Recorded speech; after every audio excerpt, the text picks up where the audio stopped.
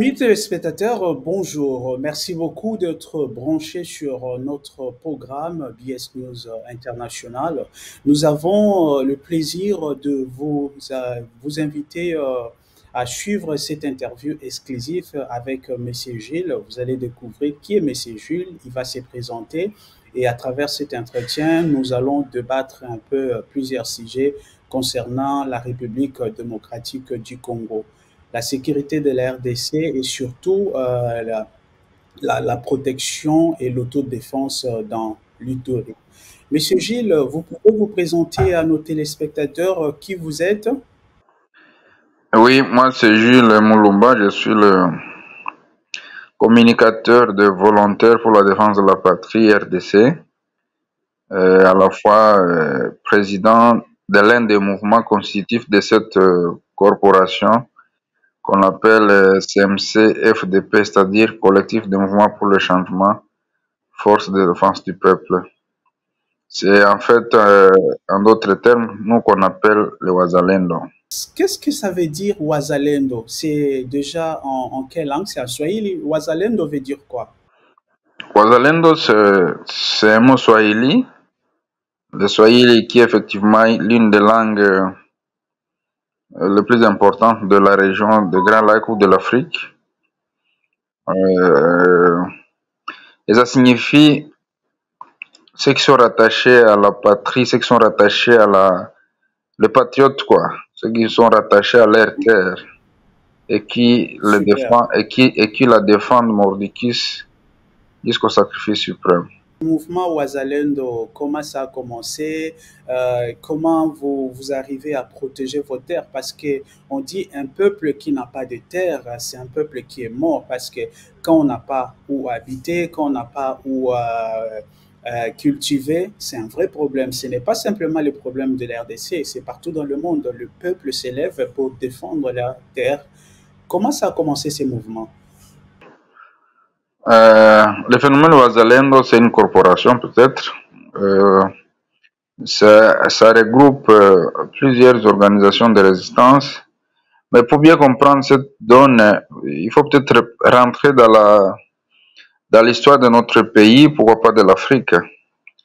En fait, vous êtes tous conscients que l'Afrique est victime de complots internationalement conçus depuis des décennies ou des siècles, et le Congo n'en a pas été épargné. Nous avons connu la période d'exploration à la fois des Arabes et puis des Blancs, des Occidentaux. Cette période a été suivie par ce que nous on a appris à l'école comme commerce triangulaire, la traite négrière, n'est-ce pas, qui a amené les Européens à fréquenter l'Afrique, prendre en otage des peuples africains, aller le vendre en Amérique.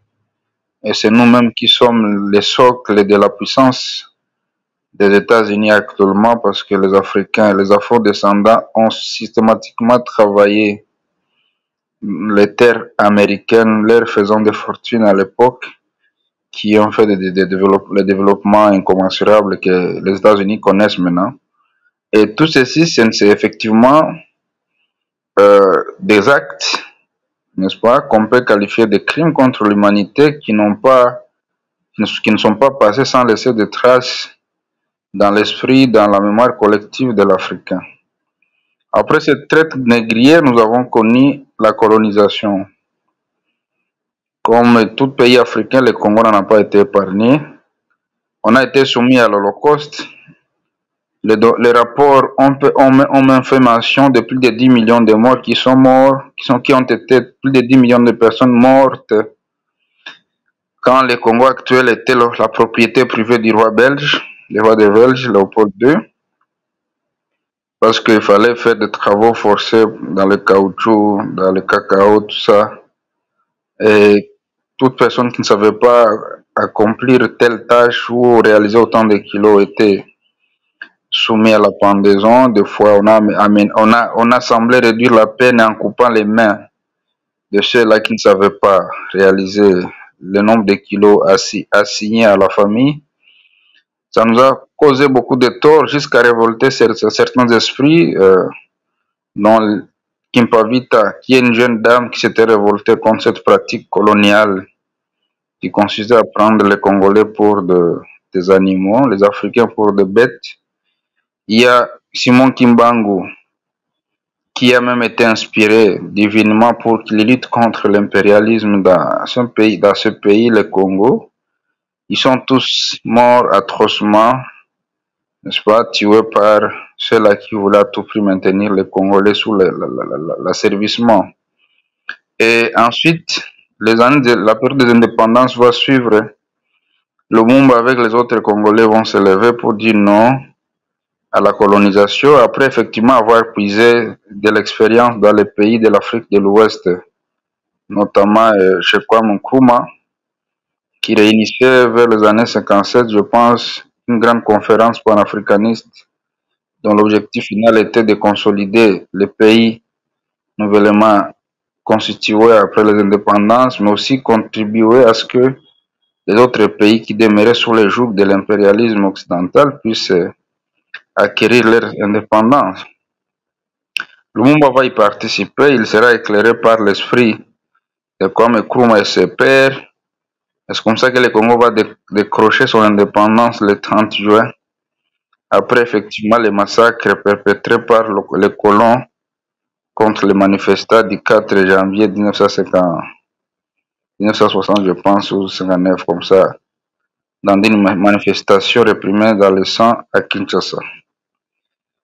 Lumumba, qui réclamait l'indépendance totale du Congo, n'a pas eu le temps de survivre parce que l'homme blanc, ce qui se croit effectivement civilisé, a compris qu'il fallait à tout prix empêcher cet esprit éclairé de rayonner ou de faire rayonner le Congo.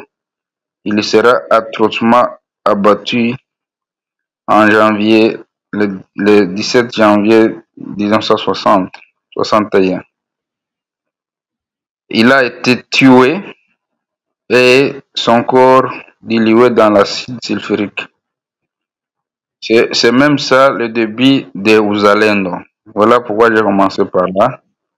Le Ouzalendo chez les Congolais a commencé sous Kimpavita, sous Simon Kimbangu, sous Lumumba. Là, c'était le Ouzalendo pacifique, la résistance non violente, un peu comme l'ont fait le Nelson Mandela. Mais après avoir compris que tous les pères de la révolution congolaise étaient tués atrocement en utilisant les armes à feu ou les armes blanches, l'esprit congolais s'est réveillé pour comprendre que les fers aiguisent les fers, il fallait faire la résistance armée.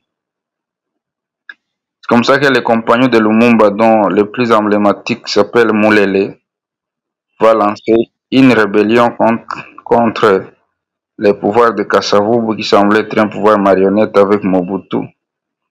Ils vont commencer à faire une guerre armée contre ces marionnettes, il faut le dire comme tel, parce qu'ils étaient des traîtres qui ont accepté de participer avec l'ennemi du Congolais en éliminant les pères fondateurs de cette nation.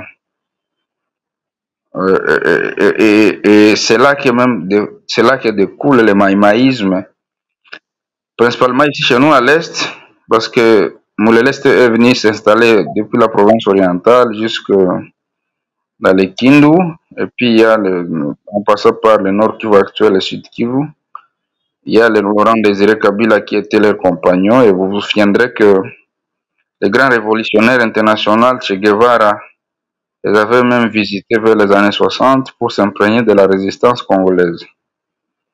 Et les temps ont passé, effectivement, parce que ceux-là contre qui Moulele se battait étaient aussi puissants, il va finir par se faire liquider par Mobutu, le même qui a tué Lumumba. Laurent Désiré Kabila va le succéder jusqu'aux années 90, quand les mêmes impérialistes vont concevoir un plan de déstabiliser leur allié d'hier qui était Mobutu. Il a fallu, je ne sais pas, trouver, je ne sais où, Kagame qui était réfugié au Rwanda, en Ouganda, Museveni qui était étudiant en Tanzanie. Comme il y avait un plan contre la région pendant la guerre froide, il fallait à tout prix que la puissance américaine s'installe dans la région des Grands Lacs qui était restée une propriété presque privée de la Belgique et de la France. Il fallait monté un plan pour les déstabiliser. Et évincer Mobutu, évincer Habyarimana, évincer tous les dirigeants qui ont vécu des périodes glorieuses pendant la guerre froide. Et c'est comme ça que la guerre va éclater en Ouganda. D'abord, Museveni, Fred Rwigemailo et d'autres Rwandais comme Ougandais vont se retrouver au Mozambique, aux côtés de Frolimo, où il y avait une révolution mozambicaine contre la colonisation qui était soutenue par Julius Nyerere. Et ils vont se faire entraîner au maniement des armes, en préparer effectivement un plan qui devait s'exécuter aussi dans la région des Grands Lacs. Et les conflits qui avaient dégénéré entre l'Ouganda et la Tanzanie, suite Idi Amin Dada et Julius Nyerere, va donner maintenant une table rase à ce nouveau seigneur de guerre qui est au Mozambique. Museveni va être amené en Tanzanie, puis accompagné jusqu'à Kampala. Les négociations vont se faire entre Obote, je sais pas auquel, avec, parce que Idi Amin Dada avait fini par fuir. Et la transition sera organisée, mais Museveni ne se verra pas vaincu par les élections de 1981 qu'il avait perdu. Il va regagner les maquis parce que le plan de déstabilisation de la région des Grands Lacs n'avait pas encore fini. Il fallait qu'il refuse d'être ministrable et qu'il regagne les maquis pour relancer l'aventure de la rébellion. C'est comme ça qu'il relance la rébellion en 81 et en 86, il conquérait tout l'Ouganda avec le soutien effectivement de réfugiés rwandais Tutsis qui étaient en Ouganda. Le plan de l'impérialisme, c'était d'instaurer, n'est-ce pas, un régime minoritaire, parce qu'il faut bien le dire peut-être, dans la région des Grands Lacs, et constituer une sous-forme d'un empire qui toucherait la côte de l'océan Atlantique et l'océan Indien, pour y créer une zone d'influence aussi vaste et la pérenniser. Voilà pourquoi la guerre va partir de l'Ouganda, va embraser le Rwanda vers les années 90, va embraser à la fois le Burundi, parce que quand on abattait l'avion de Habyarimana, il mourait à la fois avec le président Cyprien Tadiamira du Burundi, mais avant ça, on tuait lâchement un président démocratiquement élu au Burundi, Melchior Ndadaye, n'est-ce pas? Et la guerre va venir au Congo en 96, 96, n'est-ce pas, qui va emporter Mobutu 7 mois après. Et le plan était presque exécuté parce que c'est le Congo qui serait l'épicentre ou les poumons ou le cœur même de cet empire qui devait être instauré dans la région centrale de l'Afrique. Et Dieu aidant, Laurent Désiré Kabila, qui était clairvoyant, comprenait pour un abruti, va finalement comprendre que les jeunes n'étaient pas bons, même si il avait accepté de pactiser avec le diable, mais il avait compris finalement qu'il fallait se munir de longues fourchettes, sinon il en perdrait la vie aussi. Et une année après, il va dire à ses alliés d'hier qu'il fallait qu'ils rentrent chez eux et qu'il était prêt à leur payer tout ce dont ils auront besoin, effectivement, parce qu'au moins ils avaient accompli leur mission d'éliminer la classe, l'élite intellectuelle congolaise zaïroise à l'époque, mais aussi massacrer systématiquement les Congolais et les Rwandais qui étaient réfugiés sur le sol congolais. Et pour Laurent Désiré Kabila, il pensait que leur plan était réussi, il fallait alors qu'ils rentrent chez eux, ça n'a pas été le cas. Les mêmes gens ont relancé la guerre dite d'IRCD avec l'actuel ministre du Rwanda chargé de la coopération régionale et de l'EAC, le général James Kabarebe, qui fut à un moment donné de l'histoire chef d'état-major de deux armées, à la fois du Congo et du Rwanda. Mais ce qui n'a jamais été fait au monde. Nulle part au monde, n'est-ce pas? Donc, ce que nous vivons dans la région, ce sont des histoires inédites. Parce que les chanteurs de la démocratie dans le monde observent, n'est-ce pas, l'assassinat lâche d'un président Melchior Ndadaye au Burundi. On abat un avion qui transportait deux présidents de deux pays voisins. Comme si on pouvait tuer le président des États-Unis et le président de la Mexique dans un même avion. Je pense que quelles que soient les conséquences qui suivraient, c'est l'auteur principal de cet assassinat qui serait tenu responsable de toute la suite. Comme si on tuait à la fois un président français et allemand dans un même avion. voyez-vous. Mais c'est un phénomène qui a été pris pour un non-événement et on a pris plutôt les victimes pour les bourreaux et les bourreaux ont été gratifiés par la conservation du pouvoir pendant le plus longtemps possible. Donc, allez-y comprendre donc que nous vivons un complot qui ne dit pas son nom dans la région et c'est peut-être par là que je vais peut-être chuter. En analysant tous ces phénomènes, la guerre d'IRCD, dite une guerre de rectification, va se façonner aussi au Rwanda, chapeauté par James Kabarebe, qui va faire même un atterrissage forcé dans une des bases militaires de la RDC à Kitona, à quelques kilomètres de Kinshasa. Il va paralyser la ville de Kinshasa, peuplée par plusieurs millions. Maintenant, on en compte 20 millions, mais à l'époque, on peut peut-être vous dire qu'il y avait autour de 10-12 millions. Il va paralyser le barrage central Inga, qui ravitaille non seulement le Congo, mais aussi les pays voisins. Autant d'enfants qui sont morts dans le couveuse, autant de produits qui ont péri dans le frigo, dans les chambres froides. Tout ça, et tout ça s'est passé sous silence, comme si les défenseurs des droits humains, qui se disent être des pionniers des droits humains dans le monde, des pionniers de la démocratie, n'ont pas vu ça. Et le Congo en a perdu des millions. Maintenant, on en compte une bonne dizaine de millions déjà décédés durant toutes ces guerres d'occupation, d'agression. C'est alors avec cet esprit-là de la résistance de nos pères, Kipavita, Lumumba, Kimbangu, que cet esprit de la résistance nous a hantés, nous, et depuis l'AFDL, le RCD, le CNDP, le M23 et le M23 actuel, qui sont en fait des successions logiques d'un plan ingénieusement monté pour émietter le Congo, pour l'occuper. Nous allons résister farouchement jusqu'à maintenant. Les mots Wazalendo, peut-être pour être un peu bref, le mot Wazalendo maintenant intervient il n'y a pas plus qu'une année, mais la résistance existe bel et bien depuis la période coloniale. Elle a été militarisée après l'assassinat de Lumumba. Elle a été appelée Wazalendo à partir du processus de Nairobi, où moi-même j'avais eu grâce de participer au mois de novembre et devant un président étranger qui comprenait bien Swahili.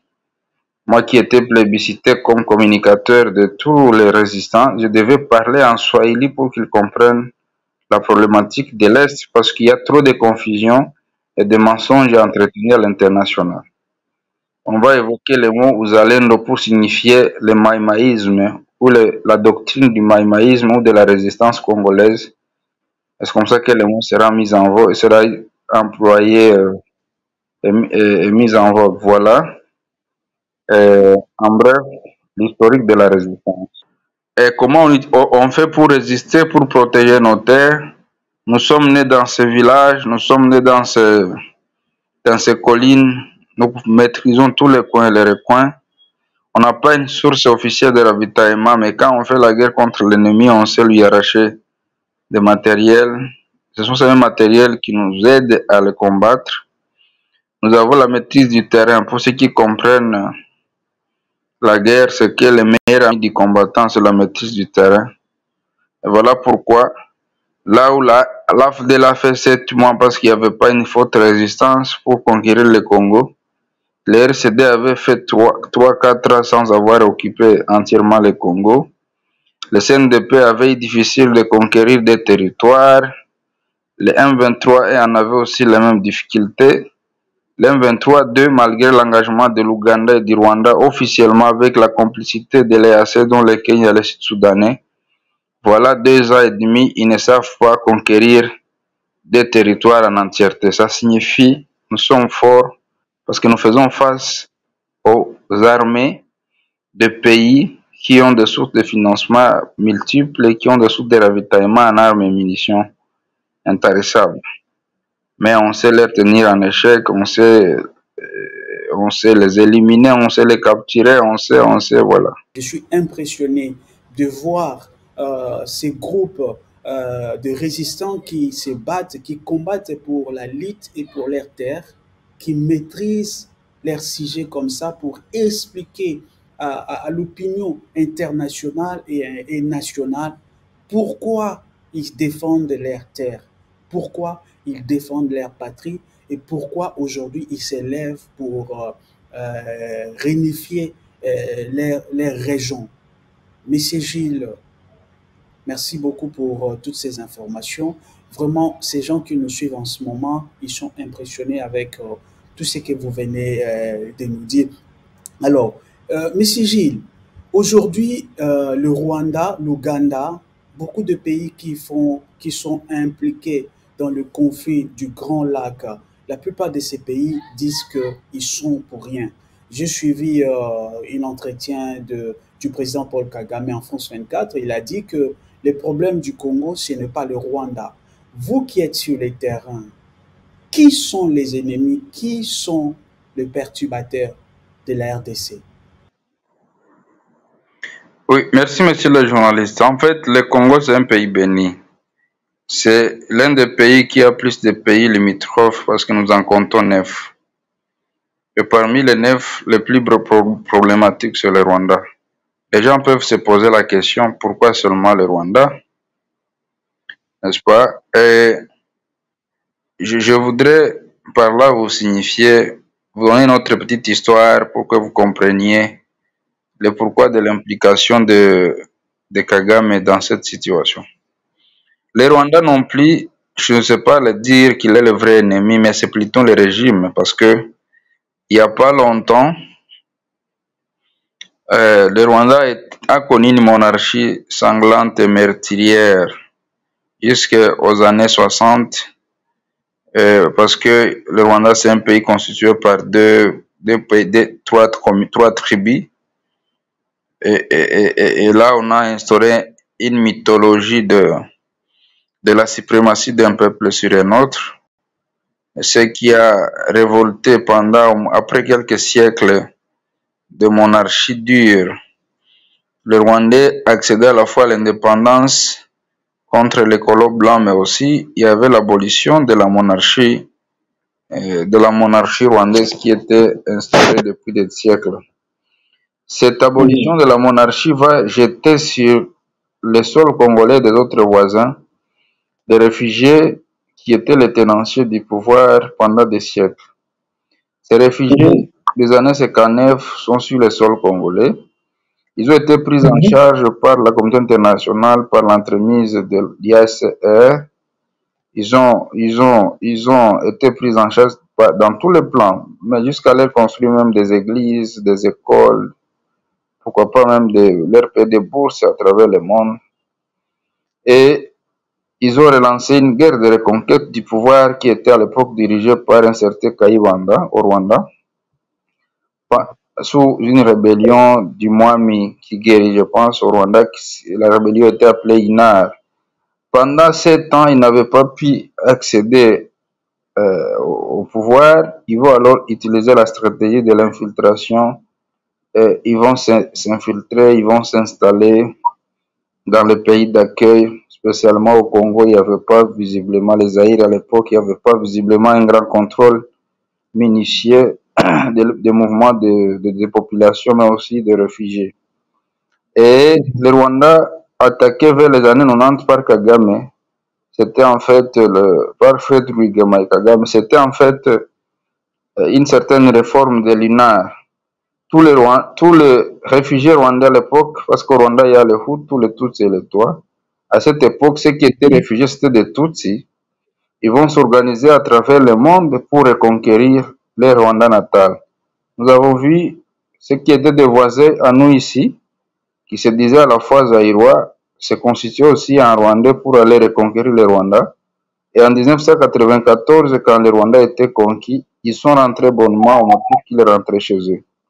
Ce sont les mêmes gens qui ont été réutilisés en 1996 au motif qu'ils ont été chassés du Congo, ce qui est faux et archi faux, parce que nous avons vécu avec eux. Ils n'avaient jamais fait l'objet d'une certaine discrimination. D'ailleurs, sous Mobutu, il avait promis, n'est-ce pas, un certain Bisengiman jusqu'à en faire un directeur de cabinet du tout-puissant Mobutu. Ça, c'est peut-être la sommité sur le plan politique. Quand vous êtes directeur de cabinet du chef de l'État, vous êtes son tout premier conseiller. Je ne sais pas si un peu peut être discriminé et avoir accès à un poste stratégique comme ça. Ce sont ces mêmes gens qui se sont retournés contre le Congo au motif qu'ils sont discriminés et ils ont amené la guerre dite là de l'AFD. Et chaque fois que Kagame veut envahir le Congo, il essaie de secouer un tout petit peu ses bras séquiliés au motif qu'il y a un peuple congolais qui est stigmatisé, qui est malmené, ce qui est faux et archi faux. Parce que jusqu'au stade actuel, je sais vous dire, monsieur le journaliste, que Kagame utilise l'aspect de défendre les Tutsis congolais qui sont marginalisés. Toutes ces rébellions ont été façonnées en utilisant ce terme. C'est faux et archi faux parce que tous les régimes qui se sont succédés, en commençant par Mobutu, ils avaient un directeur de cabinet. Laurent Désiré Kabila, il est venu avec eux, il a fait 2 des généraux, des colonels. Malgré les revirements qu'il y a eu en 1997-98, ils ont créé le RCD qui a fini par être négocié. Ils ont produit le vice-président de la République en charge de la sécurité et de la défense, Monsieur Azaria. Ils ont produit des colonels, des généraux. Ils en ont jusqu'à maintenant. Il n'y a pas plus tard qu'hier, ils géraient toute la police nationale congolaise avec le général Bisengimana, fils de l'ancien directeur de cabinet de Mobutu, général 4 étoiles. Il n'y a pas longtemps, ils géraient la direction générale des douanes et axes, DGDA. C'est la plus grande régie financière parmi les régies qui regorgent de la République démocratique du Congo. Ils avaient tout un directeur au niveau, tout un DG au niveau national. Aujourd'hui, au moment où je vous parle, le chargé des regroupements des écoles de l'armée congolaise, c'est un lieutenant-général Obed Rugubasira. Il est de la tribu là que Kagame pense qu'elle est stigmatisée. Le numéro 2 des FARDC actuellement, le général Ichali Gonza, sur le plat de la classification des ethnies, il est de la même ethnie. Et le numéro 1 qui gère la grande province du Katanga et le Kasaï comme une zone de défense, c'est le général Massunzu. Il est le leur. Dans toutes les grandes unités, depuis l'état-major général du FARDC, de la police, à la DGM comme partout ailleurs, jusqu'aux petites unités de compagnie, ils sont là comme des commandants. Comment voudriez-vous dire qu'ils sont stigmatisés? Au gouvernement, ils ont Alexis Bikisaro, qui est ministre. À l'Assemblée nationale, ils avaient Manga Chouchou qui fut sénateur et puis député, s'il ne s'était pas ingéré dans la fraude minière des richesses naturelles du Congo au profit du Rwanda, il ne serait pas en prison. Mais quand cela ne tienne, ils ont M. Nyarugabo qui est là comme député. Ils ont Magui Wakabuba qui est là comme député. Ils ont des grandes propriétés foncières à travers le Congo et principalement au Kivu. Vous pouvez voir un individu qui dispose lui-même de 2000 hectares, 3000 hectares. Ce sont des espaces arables que certains États dans la région n'ont pas, n'est-ce pas? Et je vais vous dire, par exemple, des officiels rwandais. Ils sont dans le gouvernement rwandais qui disposent de terres ici chez nous à Massissi, des grands espaces de terre. Et comment ces gens-là disent qu'ils sont stigmatisés? Les grandes propriétés de blancs qui ont été zaïrianisées par Mobutu, qui avait à cette époque Sengimana comme directeur de cabinet. Ces grandes propriétés avaient été concédées à ces frères-là parce que leurs frères étaient parmi les pionniers de cette politique de la zaïrianisation. Et c'est pourquoi vous retrouverez les grandes plantations de blancs à l'époque sont gérées par ceux-là que Kagame dit qu'ils sont stigmatisés et qui doivent les défendre. Allez-y donc comprendre qu'il y a des agendas cachés, ce n'est pas de la stigmatisation. Et si vous le voulez bien, je vais vous mettre en contact avec un Tutsi qui sait bien dénoncer le plan de Kagame et de ses frères, qui est exilé lui-même à Kinshasa. Il a fui Massissi, non pas parce que les Congolais voulaient le tuer, mais parce que ses frères voulaient le tuer par le fait qu'il dit la vérité et qu'il dénonce les manœuvres de Kagame. Il s'appelle Moheto Muhizi. Il va tout vous dire. Il sera peut-être prédisposé à être enregistré par vous ici et passé en direct.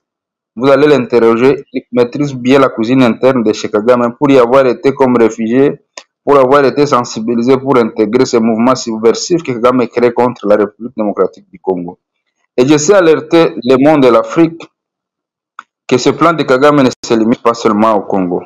C'est un plan monté qui vise l'embrasement de l'Afrique, n'est-ce pas, entière. Je m'explique. C'est le même Kagame qui est allé tuer les gens en Afrique du Sud, dont les opposants à lui, Patrick Karegeya, paix à son âme, Monsieur Kayumba Nyamwasa, a tenté autant de fois. C'est le même Kagame qui a kidnappé il n'y a pas longtemps l'opposant Rusesabagina Paul depuis Dubaï, un résident américain qui s'est retrouvé à Kigali. C'est le même Kagame qui a déployé maintenant des militaires à la République centrafricaine. Et il faut suivre pour comprendre comment la population sud-africaine se plaigne de toutes les manœuvres que Kagame est en train de perpétrer dans leur pays, jusqu'à infiltrer les palais présidentiels.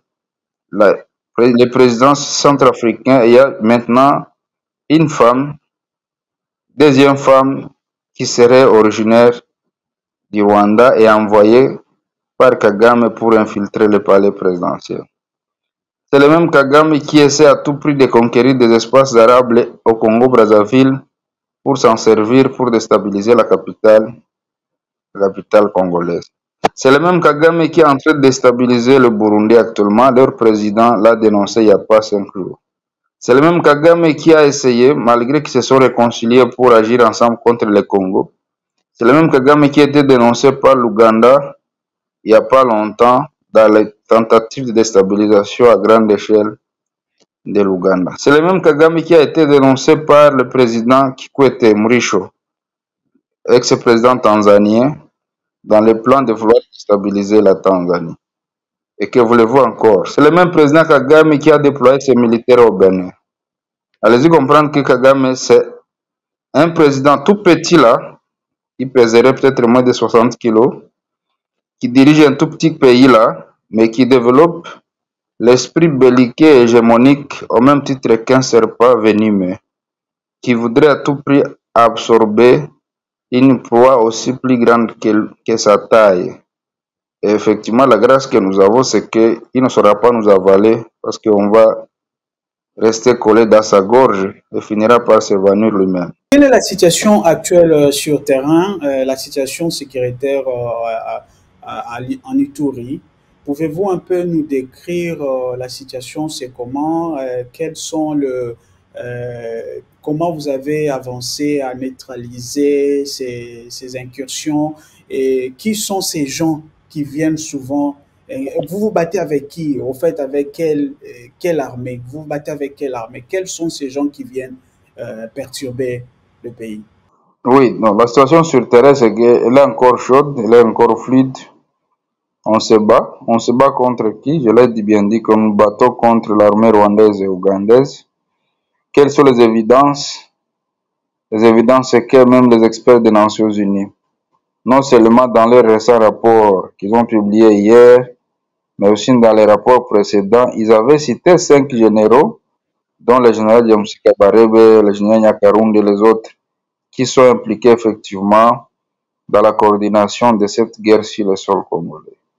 Deuxième évidence pour prouver l'implication de l'Ouganda, si vous avez suivi les tweets successifs du fils de Museveni, qui est un haut gradé de l'armée ougandaise et conseiller à la présidence, n'avait pas hésité de signifier l'implication de son pays dans l'exécution de la mise en place d'un empire au cœur de l'Afrique, tout en louant les prouesses réalisées par les terroristes du M23. Et donc, ce sont des évidences qui ne trompent pas. Au-delà de ça, nous les avons capturés physiquement. Vous avez vu l'année passée les militaires rwandais présentés par le président congolais en Angola et rapatriés au Rwanda par la facilitation de João Lourenço.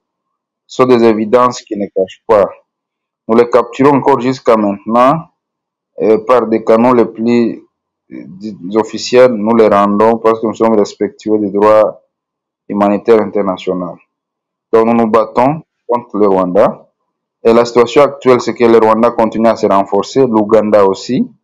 Le Kenya a basculé pour donner une place de choix, n'est-ce pas, une large manœuvre aux perturbateurs de la sécurité du Congo. Vous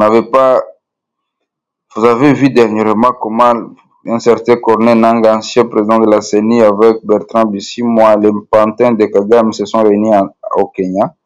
Après avoir ingénieusement préparé leur réunion à Kampala, ils sont allés faire leur déclaration au Kenya. Et c'est donc quelque chose qu'il ne faut plus cacher, que le Kenya est effectivement impliqué. Et nous avons vu ça dans leur comportement sur terrain parce qu'ils étaient déployés ici comme contingent de l'EAC. Et leur manœuvre sur terrain était là pour accompagner visiblement l'occupation du Congo. Nous résistons parce que à chaque centimètre où ils sont, nous y sommes. S'ils pouvaient faire une accélération de 20-30 km par heure ou par jour ou par semaine, ils ne savent pas parce que partout ils foutent leurs pieds, on est là. Et nous combattons par esprit parce que nous, c'est l'affaire de la terre. Avec ou sans moyens, nous savons tenir. Voilà pourquoi ils ne savent pas progresser. Ils multiplient les tentatives de diversion, soit d'infiltration, la politique de diviser pour bien régner parce qu'ils sont habitués à ça, sont des manipulateurs. Et on sait les contourner. Ok. Et voilà. Comment l'armée congolaise vous accompagne dans ces manœuvres?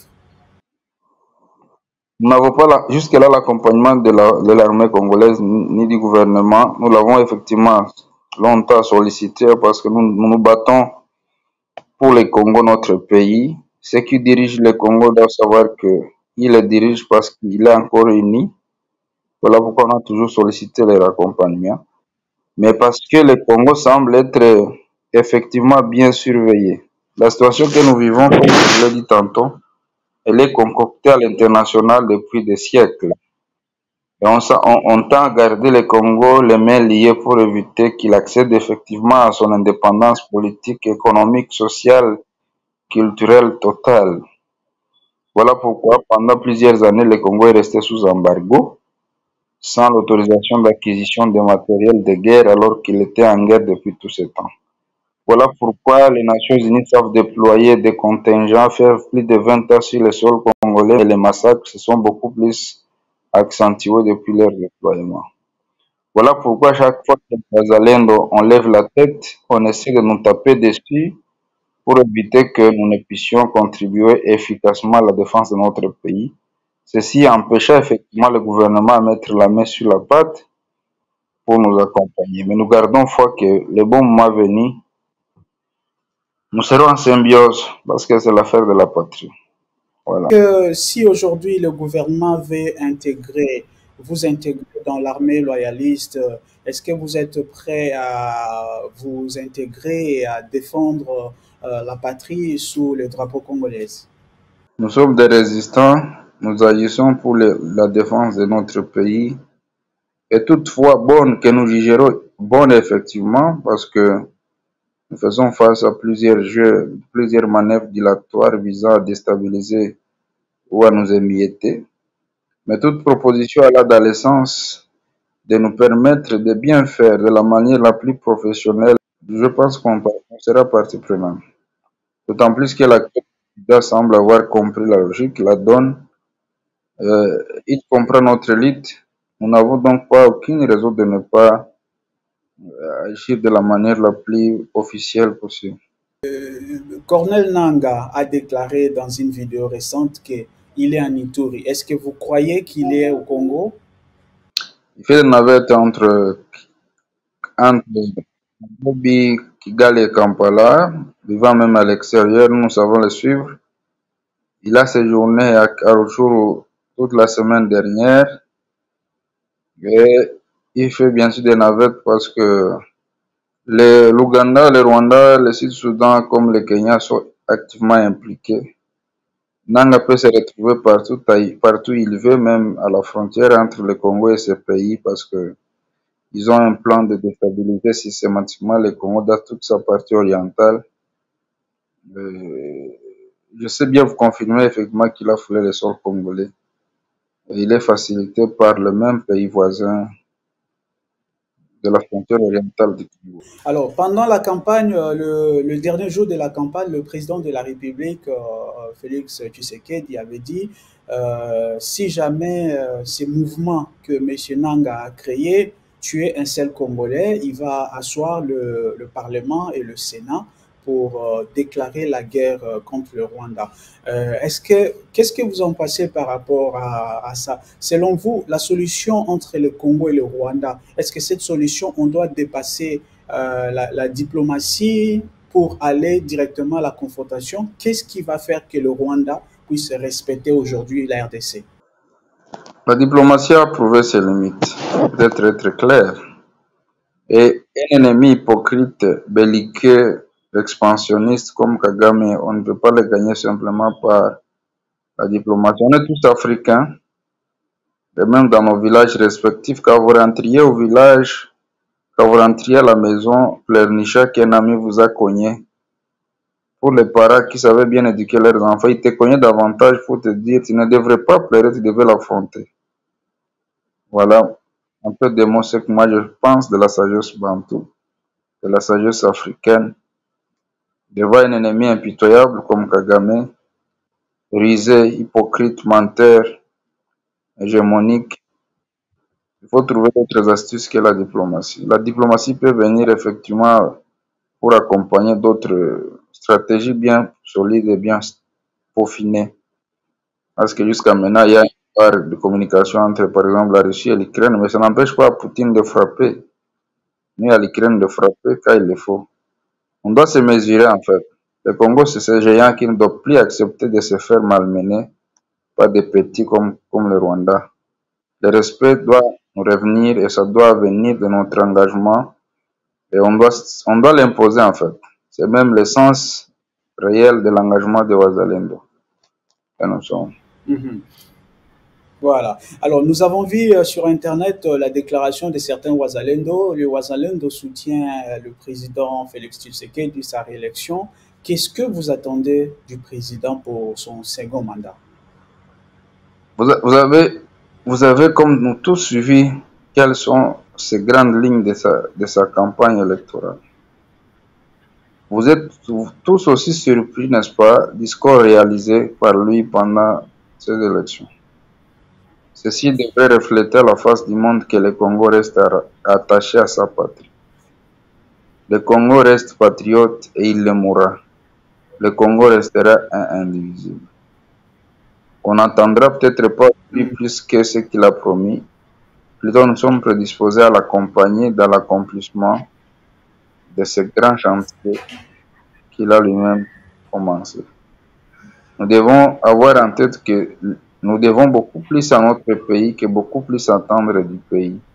L'État, c'est nous, l'État, c'est moi, l'État, c'est le président. Tous ensemble, conjuguer des efforts pour qu'on se rassure que le Congo se redresse et qu'on y aille une fois pour toutes.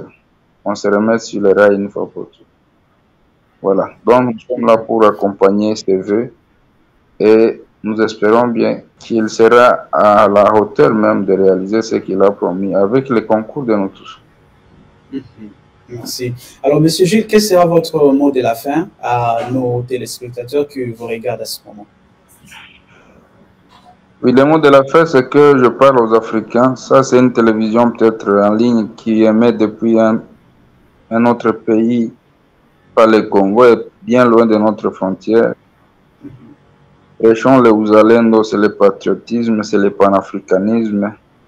Défendons nos terres, n'est-ce pas?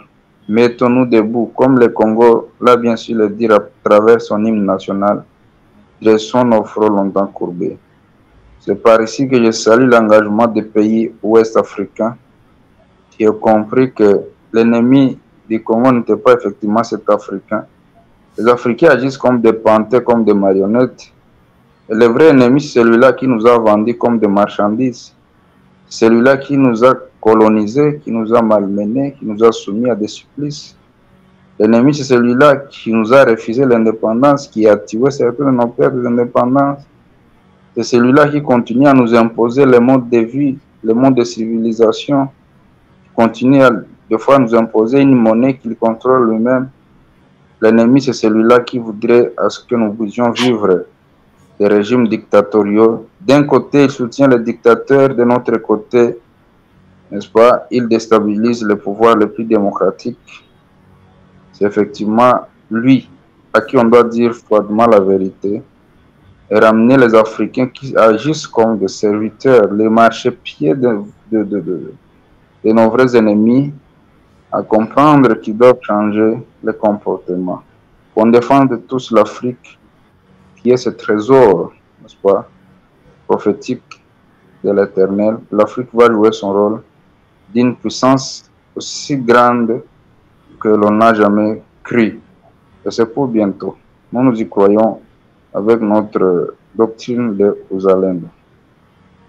Amis téléspectateurs, merci de nous avoir suivis. Vous avez entendu le Wazalendo. C'est quoi le Wazalendo? Nous amenons des gens crédibles, fiables pour vous donner des informations crédibles sur tout ce que nous vous apportons comme débat sur notre plateau. Alors, restez branchés, partagez et surtout abonnez-vous pour ne rien manquer sur le continent africain, la géopolitique, la sécurité et des analyses sur le continent africain. Quant à moi, je vous dis merci, à très bientôt.